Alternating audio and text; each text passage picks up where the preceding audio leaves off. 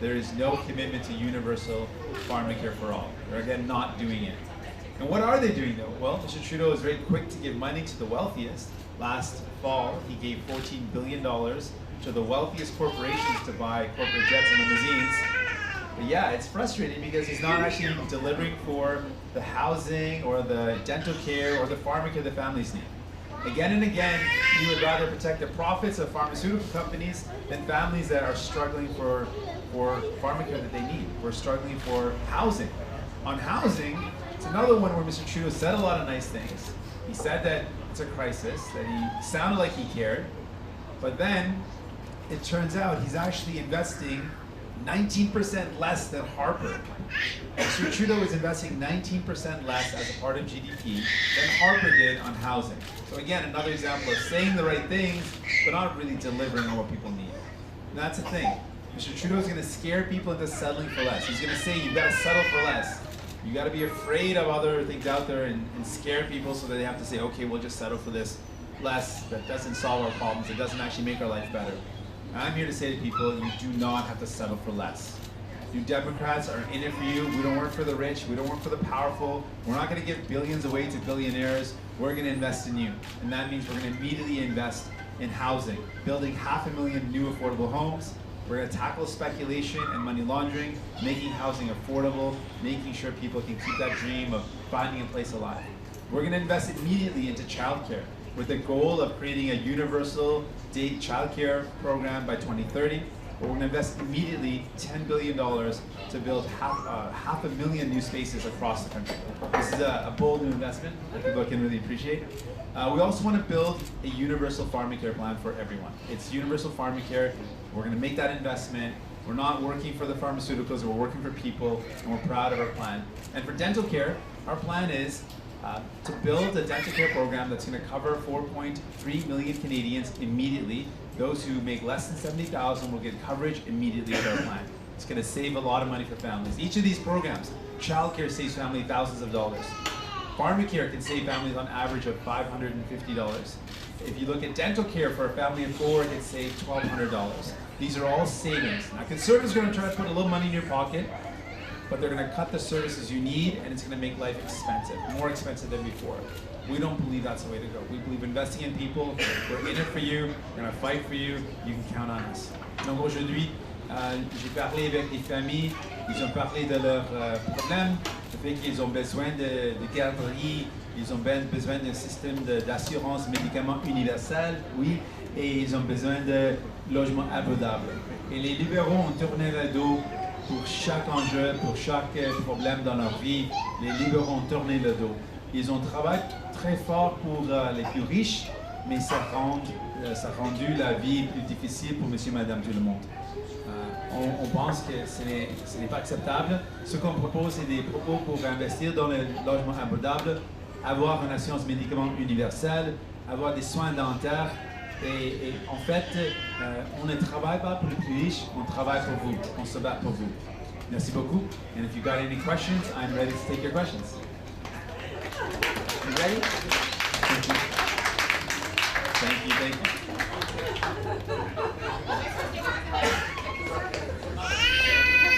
Good morning. Scheer says that he's going to cut 25% of foreign aid and use the money to help people struggling financially in Canada. What do you think of the Conservative approach? The Conservative approach is a distraction. The Conservative approach is they continue to give billions of dollars to the wealthiest corporations, they cut taxes for the richest, and they don't invest in programs people need. We would invest in the programs people need. And we made it really clear. There's billions of dollars on the table that continue to go to the billionaires. We'd invest that instead in people. Canadians believe Canada should be playing a role in the world and making sure the world's a better place. And there's a lot of money we can be investing in Canadians. That's when we stop giving billionaires billions of dollars. That's what we have to stop doing. And we've got to ask the richest in Canada to pay their fair share. That's what our focus is on. And when it comes to EI and condensing EI when people on parental leave, can you tell me what your party plans to do? On EI, we have another... Condensing it for parental leave. Sorry, condensing EI during someone's parental leave. Yes, yeah. So we know that the EI system needs a lot of a lot of changes. To respond to the new reality, a lot of families, a lot of people, a lot of workers don't have the traditional 9-to-5 job. They work precarious and volatile and not steady hours. And so what we want to do is have a universal threshold of 360 hours. Instead of having the previous requirement, which is difficult to attain for a lot of people, what we want to do is make sure there's a universal threshold, 360 hours. People can achieve that, and it'll allow for more coverage for more people. That's a bold step forward that responds to the reality of a lot of workers that aren't working a traditional job with the traditional hours. That's one. We do want to create flexibility. So for families, we want to increase the replacement from 55 to 60%. And we also want to make sure people can have the option of having reduced hour or reduced leave, but higher amount of compensation. So for the full leave, it can be as little as 33%, 30% of your salary in terms of replacement. We want to give families the opportunity to have a condensed period of time, but have more compensation. That's something that would allow flexibility for families who can't afford to live off of the reduced amount. Yeah, I like that you're playing. That's good. It makes it more interesting. That's our position. Oui, Jérôme Lavé, Radio-Canada, oui. en français. Oui. Donc, sur ces coupures que fait le Parti conservateur de 25% pour diminuer l'aide à l'étranger, également ce changement pour aider les pays qui en ont vraiment besoin. J'aimerais avoir vos commentaires là-dessus. Et est-ce que c'est également l'approche que vous auriez en ce qui a trait à l'aide étrangère? Non, donc c'est essayer de créer une distraction, de changer la focus sur le grand enjeu, c'est les plus riches. Donc les conservateurs vont toujours faire ça, vont toujours essayer de changer la direction de la conversation. On a beaucoup de monde ici au Canada qui gagnent beaucoup d'argent. Les ultra riches, ils ne payent pas leur juste part. Donc notre attention, notre focus, c'est de cibler ça, de dire les plus riches au Canada, il faut qu'ils payent leur juste part. On a les paradis fiscaux aussi, et on va s'attaquer les paradis fiscaux. On n'a jamais entendu parler, les conservateurs, ils n'ont jamais parlé des paradis fiscaux, ils n'ont jamais parlé des plus riches, les ultra riches dans la société. Ça, c'est vraiment où on peut chercher le revenu, l'argent, pour payer les programmes sociaux, les services sociaux dont on a besoin. Donc ça, c'est où on va mettre l'attention, mettre le focus, c'est exactement où il faut le faire parce qu'on sait avec ces revenus, on peut financer tous les services sociaux qu'on parle. Vous quittez la Colombie-Britannique aujourd'hui pour retourner dans l'Est du Canada, notamment pour participer au premier vrai débat entre guillemets demain à TVA. J'aimerais savoir comment vous entrevoyez ce premier débat, notamment avec la présence de Justin Trudeau qui n'était pas là lors du débat organisé par McLean au lendemain du déclenchement des élections. J'ai hâte d'avoir une occasion de confronter M. Trudeau, quelqu'un qui a brisé des promesses pour la jeunesse qui ont besoin d'actions concrètes. Il a tourné le dos en achetant un pipeline. J'ai hâte d'avoir l'occasion de donner la voix pour les gens, pour la jeunesse, pour M. Madame tout le monde, pour dire c'était tort ce qu'il a fait et qu'on peut faire mieux, on peut travailler ensemble pour bâtir des programmes sociaux comme la science médicaments. Il a tourné le dos encore pour la science médicaments. Les gens ont besoin de logements abordables. J'ai hâte de parler de ça et comment on peut construire des nouveaux logements abordables. Donc c'est beaucoup des enjeux, beaucoup de problèmes sur lesquels on peut mettre en face et je suis tellement heureux d'avoir l'occasion de faire ça. Back to foreign aid. So Canada's aid level is far below the international target of 0.7%. Mr. Scheer wants to drop that even further. I'm wondering what you would do. How would you change Canada's foreign aid? Would you increase it and would you get it back to that 0.7% level? Yeah, I believe that's where we should be going with our international aid. We should be contributing with the standards that have been set. This is what people expect, that global partners should be contributing to help out people around the world. And Canadians expect that. I think what Mr. Scheer is doing is a distraction. There are incredibly wealthy people in Canada that are not paying their fair share. There are offshore tax havens. There are the ultra rich who are hiding their wealth. We need to make sure that they're paying their fair share, and that's why we are putting forward real measures, concrete measures, to ask the wealthiest in our country to pay their fair share, with a super wealth tax on those who've got fortunes of over 20 million. We've got a plan to end offshore tax havens, CEO stock option loopholes. That's where we need to put our emphasis. The fact that Mr. Scheer is, I get them mixed up sometimes, Mr. Scheer is ignoring this issue entirely is not really surprising. He'd rather talk about countries around the world that are struggling and cutting aid to them rather than talking about the wealthiest Canadians that are continuing to not pay their fair share here in Canada. Those at the very top, we're going to say you need to contribute a bit more to our poor country. So you would commit to meeting that 0.7% target from the United Nations? Absolutely. Juste en français, la même question. Donc, si je comprends bien, vous auriez l'approche inverse du Parti conservateur, the opposite approach. Ouais, mais c'est pas surprenant, je pense. On a la position inverse des conservateurs sur tous les dossiers. On veut augmenter le financement pour les services de santé. On veut augmenter les services, les investissements pour le logement abordable. Et les conservateurs veulent couper tout ça. Ils veulent couper pas seulement les investissements dans les pays étrangers, ils veulent couper les investissements dans les familles aussi. Ils veulent couper les investissements dans les travailleurs et travailleuses. Donc ce n'est pas surprenant qu'ils veulent couper, c'est exactement ce que les conservateurs font. Nous devons s'attaquer au problème dans notre société, les inégalités, et ça prend du courage pour dire aux ultra riches, vous devez payer votre juste part, et on est prêt de faire ça. Okay, so a follow-up on foreign aid. Mr. Scheer says that Canada should not be funding major middle income and high income countries. Do you think that's the same thing? I think again, Mr. Scheer is very skillfully distracting people. If we want to talk about revenue, the whole point of this conversation is to talk about revenue. It is shameful that he's talking about cutting foreign aid when there are massive inequalities in our country, where there's just a couple of families that own the combined wealth of 3 provinces.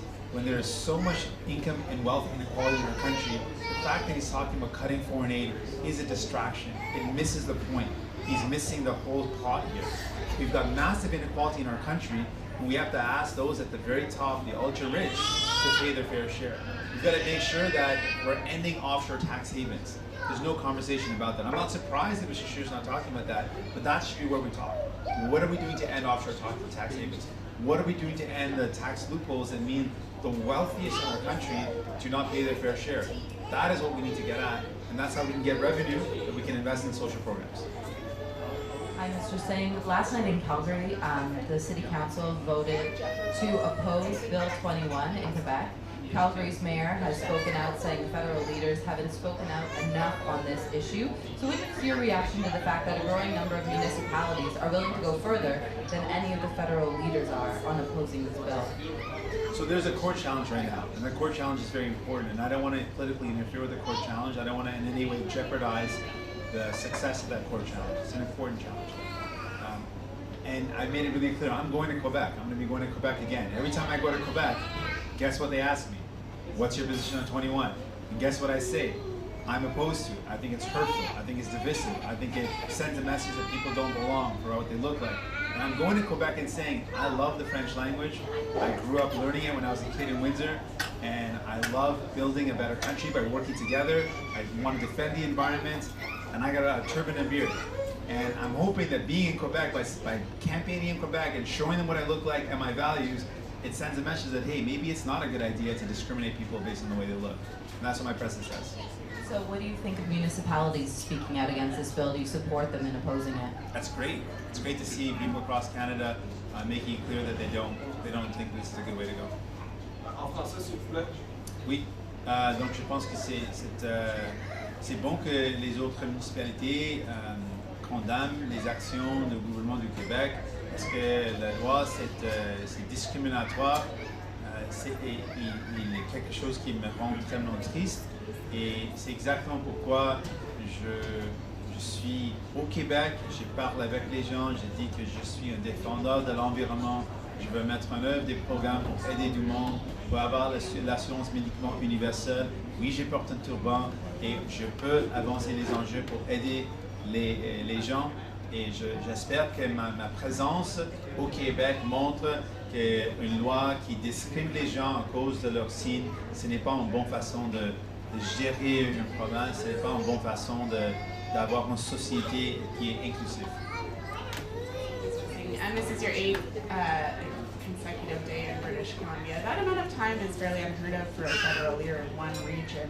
As important as British Columbia is, what's your thinking behind spending that much time here at the expense of some of your battleground ridings in Ontario and Quebec? I love this place. It's awesome to be here. I love spending time in BC. We've had a great time on the island, a great time in the Lower Mainland, but most importantly, there's a lot of challenges that people are faced with. So we had an opportunity to talk about the housing crisis and how we would tackle that by building 500,000 new homes, and how we would help families out right away with the rental subsidy. We had a chance to talk about the environment and go to climate crisis rallies and talk about how we would end fossil fuel subsidies, protect the coastline, defend against things like the Trans Mountain, which we're opposed to. And we're going to continue to campaign across Canada. We spent a lot of time in Ontario in the first part of the campaign. We're heading back east now. I'm excited about what this campaign can do for Canada. It's an opportunity to talk about a different way of doing things. Mr. Trudeau has turned his back on families. He's turned his back on pharmacare, on childcare. We're saying you don't have to do that. You don't have to settle for less. We can build a pharmacare that's universal and childcare that's universal. Planning to spend the same amount of time in Ontario and Quebec? I would love to spend time across Canada as much as I can. I'm looking forward to being in Ontario next, and we're going to keep on spending our time speaking with Canadians, focusing on their issues, and focusing on solutions, real solutions to their problems, and we've got a lot that we can offer. Sorry. Hi, Mr. Singh. So here in British Columbia, we have an NDP government that's pretty proud of having brought the LNG Canada project to Kitimat, British Columbia. They say that's bringing 10,000 jobs to this province. Would a federal NDP government be interested and as enthusiastic as our provincial government here is at developing liquefied natural gas industry here in British Columbia? So my focus is on ending our fossil fuel subsidies and investing in clean and renewable energy. And that's where I want to put my emphasis.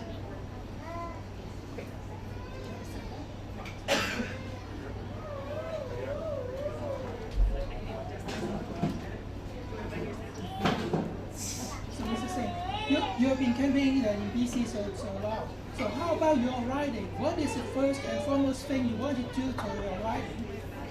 In Burnaby, the biggest concern that I hear at the doorsteps is housing. People are really worried about the cost of housing, and that's why we are really making it a massive priority. It's not just a major issue here in BC, in Burnaby, it's a major issue across Canada, but we want to invest in building 500,000 new affordable homes, building cooperatives and non-market housing, investing and encouraging that there's more affordable housing. We also want to help out families right away who need help right now, and that's why we're putting in place a rental subsidy that can help up to 500,000 families with up to $5,000 of support for families who are just on the edge and they can't afford their place and they need a little extra support. We want to be there for them. Also, you talk about investing. The other political parties also talk about investing. How can the voters differentiate your investing is smarter? So it's not actually the case. Other parties don't want to invest. Mr. Scheer and the Conservatives want to cut. They're going to cut services. They're going to cut funding. They're going to make life more expensive. They're going to give a little bit of a tax cut, but then they're going to cut all the services and all the funding that families need. And it's going to cost people a lot more. It's going to be great for the richest, but it's going to be hard for everyone else. So that's what Conservatives are going to do. The Liberals are going to talk in this campaign a lot about helping families out. They're going to make a lot of promises. But they did the exact same thing in 2015, and they didn't deliver on a lot of promises. And for example, the Liberal Party has been promising pharmacare for 22 years. They've been promising childcare for 26 years. They have not delivered. They will not deliver because they're too interested in helping the wealthiest get ahead, and it's making everyone else's life harder. They're going to try to scare you into settling for less, and And I want to let people know you do not have to settle for less. New Democrats will build more affordable housing. We will expand our health care to include pharmacare for all, dental coverage for those families that earn less than $70,000. We're going to cover their dental care. We're going to make sure we defend the environment while we create hundreds and thousands of jobs. That's our plan. That's what makes us different. Yeah. Mr. Singh, can I have you in Punjabi for this announcement? Sure. ਅੱਜ ਆਪਾਂ ਗੱਲ ਕੀਤੀ ਹੈ ਕਿ ਪਰਿਵਾਰਾਂ ਦੀ ਮਦਦ ਕਰਨ ਦੀ ਲੋੜ ਹੈ। ਇਸ ਕਰਕੇ ਅੱਜ ਆਪਾਂ ਕੁਝ ਗੱਲਾਂ ਕੀਤੀਆਂ ਕਿ ਆਪਾਂ ਪਰਿਵਾਰਾਂ ਦੀ ਮਦਦ ਵਾਸਤੇ ਆਪਾਂ ਬੱਚਿਆਂ ਦੀ ਸਹੂਲਤ ਆਪਾਂ ਚਾਈਲਡ ਕੇਅਰ ਲੈ ਕੇ ਆਉਣਾ ਚਾਹੁੰਦੇ ਹਾਂ। ਜਿਹੜੇ ਬੱਚੇ ਜਿਹੜੇ ਪਰਿਵਾਰਾਂ ਨੂੰ ਚਾਈਲਡ ਕੇਅਰ ਦੀ ਲੋੜ ਹੈ ਉਹ ਸਹੂਲਤ ਆਪਾਂ ਲੈ ਕੇ ਆਉਣਾ ਚਾਹੁੰਦੇ ਹਾਂ। ਨਾਲ ਦੇ ਨਾਲ ਆਪਾਂ ਫਾਰਮਰ ਕੇਅਰ ਵੀ ਲੈ ਕੇ ਆਉਣਾ ਚਾਹੁੰਦੇ ਹਾਂ ਜਿਹਦੇ 'ਚ ਆਪਾਂ ਦਵਾਈਆਂ ਦੇ ਖਰਚੇ ਵਿੱਚ ਇੰਕਲੂਡ ਕਰਨਾ ਚਾਹੁੰਦੇ ਤੇ ਜਿਹੜੇ ਘਰ ਨੂੰ ਸਸਤੇ ਕਰਨ ਵਾਸਤੇ ਆਪਣੇ ਕੋਲ ਕੁਝ ਸਟੈਪਸ ਹੈਗੇ। ਇੱਕ ਤਾਂ ਆਪਾਂ ਜਿਹੜਾ ਸਪੈਕੂਲੇਸ਼ਨ ਤੇ ਫੋਰਨ ਬਾਇਰ ਟੈਕਸ ਆਪਾਂ ਲੈ ਕੇ ਆਉਣਾ ਚਾਹੁੰਦੇ ਹਾਂ ਤੇ ਮਨੀ ਲਾਂਡਰਿੰਗ ਨੂੰ ਬੰਦ ਕਰਨਾ ਚਾਹੁੰਦੇ ਹਾਂ। ਨਾਲ ਦਾ ਨਾਲ ਆਪਾਂ 5 ਲੱਖ ਨਵੇਂ ਅਫੋਰਡੇਬਲ ਘਰ ਬਣਾਉਣੇ ਤਾਂ ਕਿ ਬੱਚਿਆਂ ਨੂੰ ਇੱਕ ਮੌਕਾ ਹੋਵੇ ਕਿ ਉਹ ਘਰ ਖਰੀਦ ਸਕਣ, ਘਰ ਉਹਨੂੰ ਮਿਲ ਸਕਣ। ਲਿਬਰਲ ਸਰਕਾਰ ਨੇ ਵਾਅਦੇ ਬਹੁਤ ਕੀਤੇ ਤਕਰੀਬਨ 22 ਸਾਲ ਦੇ ਉਹਨੇ ਵਾਅਦਾ ਕੀਤਾ ਕਿ ਉਹ ਫਾਰਮਰ ਕੇਅਰ ਲੈ ਕੇ ਆਉਣਗੇ। 26 ਸਾਲ ਲਈ ਉਹਨੇ ਵਾਅਦਾ ਕੀਤਾ ਕਿ ਚਾਈਲਡ ਕੇਅਰ ਲੈ ਕੇ ਆਉਣਗੇ। ਉਹਨਾਂ ਚਿਰ 'ਚ ਉਹਨੇ ਨਹੀਂ ਕੀਤਾ। ਲਿਬਰਲ ਗੱਲਾਂ ਬਹੁਤ ਕਰਦੇ ਨੇ ਪਰ ਕੰਮ ਨਹੀਂ ਕਰਦੇ। ਉਹ ਆਮ ਲੋਕਾਂ ਵਾਸਤੇ ਨਹੀਂ ਕੰਮ ਕਰਦੇ, ਉਹ ਅਮੀਰਾਂ ਵਾਸਤੇ ਕੰਮ ਕਰਦੇ। ਆਪਾਂ ਤੁਹਾਡੇ ਲਈ ਕੰਮ ਕਰਦੇ। ਮੈਂ ਤੁਹਾਡੇ ਲਈ ਕੰਮ ਕਰੂੰਗਾ ਤੇ ਤੁਹਾਡੀ ਮਿਹਨਤ ਕਰੂੰਗਾ ਤੇ ਆਪਾਂ ਇਹੋ ਜਿਹੀ ਸਹੂਲਤ ਲੈ ਕੇ ਆਵਾਂਗੇ ਜਿਹੜੀ ਤੁਹਾਡੀ ਜ਼ਿੰਦਗੀ ਨੂੰ ਬਿਹਤਰ ਬਣਾਉਣਗੇ। Une dernière en français, peut-être tout simplement nous rappeler la position du NPD en ce qui a trait aux géants du web. Est-ce que pour vous c'est une source de revenus? Quelle est votre stratégie pour mieux financer la culture via les géants du web? Oui, merci. Donc, on a proposé plusieurs façons de le faire, mais il faut avoir un terrain égal. Ça veut dire que les géants du web doivent payer leur juste part. On va mettre un taxe sur les géants du web. Ça inclut le Netflix, Facebook, Google. Ce qu'on pense qu'ils ont eu en fait un temps libre avec les libéraux et avec les conservateurs sans avoir la taxation. C'est injuste, ça crée une inégalité pour le journalisme local, pour les médias locaux, ça crée un grand problème. Aussi, il y a une échappatoire qui donne aussi un grand avantage pour les géants du web en matière de publication. On va arrêter cette échappatoire qui existe. Ce qu'on veut faire, c'est clairement de créer un terrain égal et on va investir dans la culture. On va aider les médias locaux et on peut faire ça avec une grande étape, ça c'est de créer un terrain égal. What's your focus of tomorrow night's debate, especially in a province where you're struggling to survive?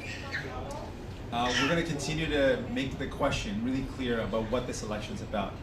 For us, the election is about who's in it for you, who's fighting for you. And it's really clear that Liberals and Conservatives don't fight for Canadians. They don't work for Canadians, they work for the richest.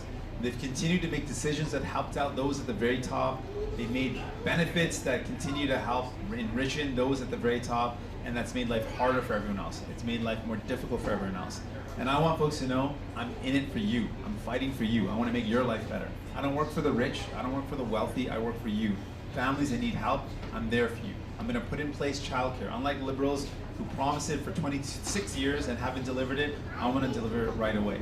Unlike Liberals who talked about pharmacare for 22 years, I have a plan to bring it in within 1 year. We're going to bring that in and make life better for people. Unlike Liberals who talk about the housing crisis and then invest 19% less than Mr. Harper did, I'm going to invest massively in building more affordable housing and helping out those families that need help right now with the rental subsidy. That's what I want Canadians to know. Who's in it for them? New Democrats. We're about halfway through the campaign. What is it like being stuck third in the polls and things are not budging? I think about what it's like for Canadians who are being told that they've got to settle for less. I'm not worried about myself, I'm worried about them. And I know that we can do a lot better, and I'm confident we can do a lot better. And I'm worried that Conservatives are going to cut services that families need, and Liberals are going to tell people to be afraid of that and to settle for less. And I want Canadians not to settle for less. You deserve a lot better. You deserve a lot better, and I'm going to deliver that for you. I'm in it for you, I'm going to fight for you, and I'm confident if we keep on working together, there is so much that we can offer, and I'm really focused on those solutions. Pharmacare for all, dental care, housing investments. How can you fight for people if you're not going to form government? that's my plan, is to form government, and that's what I'm going to fight for. I mean, I don't care if the odds are against me. That's for a lot of people, that's their reality. I'm not worried about that at all. I'm worried about not having a chance to make life better for people, and I'm going to fight hard for that. But I'm not worried about where I'm at. I'm worried about where people are at, and I want to keep on letting people know I am in it for you. I'm going to fight for you. I'm going to make your life better. I'm going to make sure we put commitments in place that put you at the heart of everything we do. The Liberals haven't done that. The Conservatives certainly won't do that. They both are working for the rich. I don't work for the rich. I work for you. I'm confident people will see in me a champion for them. Yeah, okay, thank you very much. Merci. Thank you, everybody. Thanks for all the friends in the room today, too. Thank you. Thank you.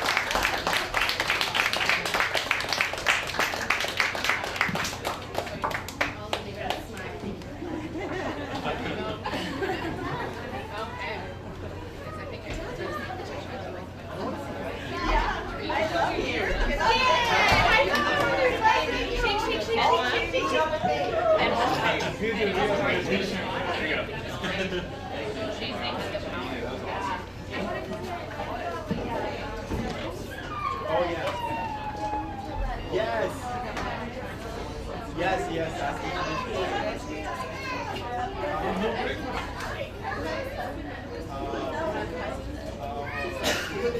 That's the